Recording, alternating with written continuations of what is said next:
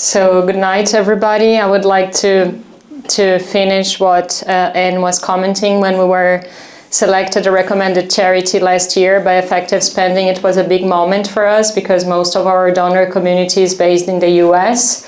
So having this recognition in Europe was a big win and a very special moment for the team.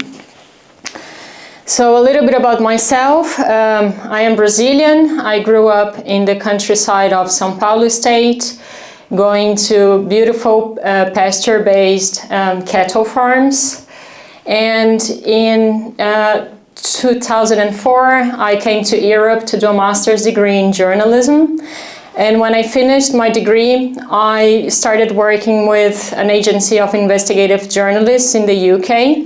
And I remember my first investigation, they were like, oh, we are going to investigate factory farms in Portugal. And I was like, factory farms for animals in factories? And I think that says a lot about the countries where we are. Like the levels of awareness are very low. I was a journalist, I already had a degree in economics, and I was very interested in social and environmental issues, and I knew nothing about industrial animal agriculture. So I spent 10 years doing this, visiting farms, slaughterhouses, areas deforested to grow soy and cattle, and also many indigenous communities that were harassed by livestock operations. And with that, I started having a very strong desire to see animal welfare and food system reforms happening in global south countries like Brazil. So in late 2017, I was back in Brazil, and I founded with an Austrian friend. Sinergia was founded, and our mission, which is still the same, was to work in low and middle income countries of the global south. Also having in mind that this is not only important because this is not a main topic in these countries, but it's also where industrial animal agriculture is growing the most because of emerging middle classes and bigger populations. So here we have a very quick overview of our programs. Our biggest and most important program is our work with food companies to phase out the worst confinement systems. We'll see that in more detail. The second one is that we work with development banks like the World Bank, the IFC, and the European Bank for Reconstruction and Development. And our ask is that they stop funding industrial animal agriculture and fund more sustainable systems instead. We also use investigations quite a lot, undercover investigations, because in our countries there is very little evidence of industrial animal operations, so it's really important to show our societies that these systems don't come from abroad, they are a reality where we work as well. And we also work with the promotion of plant-based diets, where we work with institutions, mostly schools, universities, and city councils, to reduce the consumption of animal products. And we also have a free plant-based course that is done in Spanish, and last year it had the participation of health professionals from 17 different countries. So the problem that we are trying to solve is to reduce large-scale animal suffering. The number one system that we fight against are battery cages for egg-laying hens. I know that for an audience like we have here, I don't need to spend a lot of time on this, but these are cages that confine up to 12 hens, chickens in one single cage. They have a space smaller than an A4 sheet of paper to spend their entire lives, and it causes them long life suffering and frustration. These conventional cages were banned in the EU in 2012. But here we see a very different scenario in the rest of the world, and also it's very important to look at the numbers here. So in Asia, we have 5 billion hens being exploited for egg production. 90% of them are in conventional cages. In Latin America, we have 610 million hens, 87% of them being cages. And then we have the EU with 391 million, 38% of them in enriched cages, that are cages slightly better than conventional cages.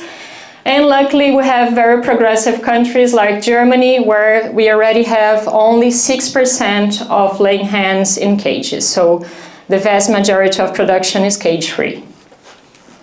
I think it's also important to say two things here. So out of the 5 billion hens in Asia, 3 billion are in China. So China represents a big share of this number, but we still have 2 billion hens in other Asian countries. So currently, 70% of egg production worldwide happens in Asia. It's a very, very challenging and important region to work. The second confinement system that we try to phase out are gestation crates for mother pigs. Again, you're probably very familiar with it. These are cages that have around about the same size of a pig's body. So they spend almost their entire lives in a space where they cannot turn around. They can just stand up and lie down. Causes a lot of physical problems and mental problems as well. They were banned, the continuous use of gestation crates were banned in the EU in 2013. They can still be used for 28 days out of 4 months of pregnancy. This program, we only have it in Brazil. So just to give an idea of the number of animals that we are talking about, in Brazil, we have 2.1 million breeding sows or mother pigs. The good news is that over the last 12 years, Sinergia and other Brazilian NGOs have worked a lot on this topic with major pig producers in Brazil like JBS and BRF, and we are winning. So nowadays, 7 out of the 10 largest pig producers in Brazil have policies to phase out the continuous use of gestation crates. We still have some way to go. So when we look at Germany, for example, you already have all your sows out of the continuous confinement in gestation crates. And Germany plans to eliminate the partial use, the 28 days, completely by 2029. And again, in Brazil, we are starting to do the same thing. So for the 5 largest pig producers, we got them to commit to only build gestation crate-free farms in their new units. So it's going to take longer, but it's a very promising scenario. I think what we can say about Sinergia, what makes us unique, is that we use pressure in challenging territories in terms of cultural norms, freedom of speech, and freedom of association. That is especially the case for Asia. Running these campaigns in Asia is a new thing, and it has to be done with a lot of cautious. And but the good news is that we never got in trouble. We have very good lawyers. But it is very important to say that pressure is needed. Unfortunately, we don't get food companies to do this just out of goodwill. It costs them a lot of money, new investments, so usually we have to use a lot of social mobilization to see these changes happening. In the last 8 years, we have been able to secure 195 corporate commitments covering over 35 countries. And I think it's really important to say as well that it's not only about securing these commitments, we also do what we call accountability work. So every year we monitor the progress of the implementation of these policies. So it's about securing the policies and making sure that they will be implemented after. Our cost effectiveness has been measured by animal charity evaluators. We have been a recommended charity since 2018.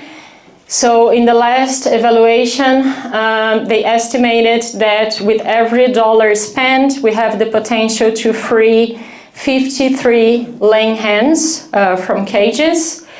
And with every dollar spent, we have the potential to free 21 mother sows from gestation crates. Overall, they say that our programs have the potential to positively impact over 100 million animals per year.